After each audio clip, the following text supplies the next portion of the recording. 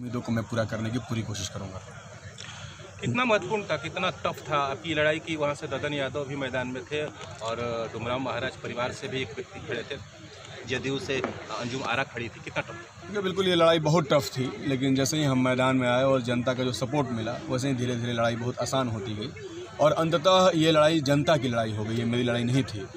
जब जनता खुद से लड़ रही थी और मैंने कहा भी था कि चूंकि ये चुनाव नहीं मात्र है, यह एक बहुत बड़ा आंदोलन है जो रोजगार के सवाल पर संगठित हुआ है, जो खेती और किसानी के संकट के सवाल पर संगठित हुआ है।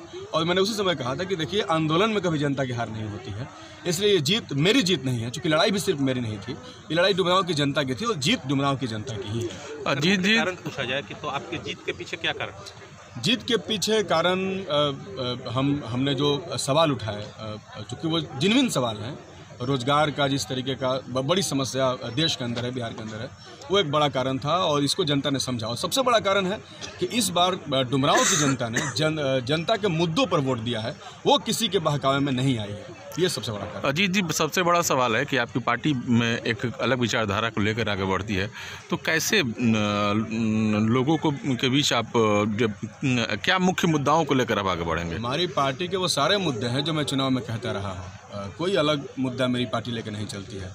हम रोजगार के सवाल पर लड़ते रहे हैं। चुनाव लड़ने से पहले मेरे पर रेलवे रोकने और उसमें निजीकरण के खिलाफ लड़ने के कई सारे मजबूत FIR हैं, जिसमें मुझे कई सारी लड़ाइयाँ लड़नी पड़ी कोर्ट में। तो हम लोग रोजगार के सवाल पर बहुत वोकल तरीके से लड़ते रहे हैं।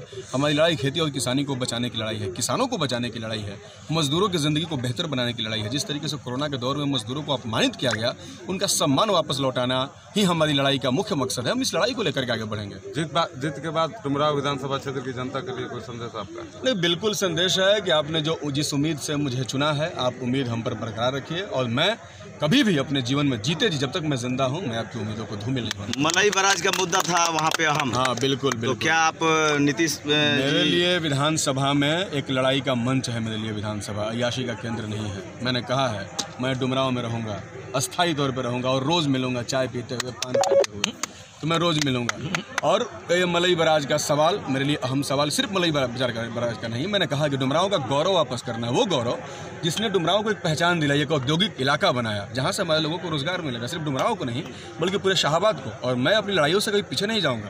ये लड़ने के लिए जनता ने मुझे चुना है, युवा को, कि लड़ेगा जा करके, और मैं अपनी लड़ाई को मजबूत करूँगा। धन्यवाद।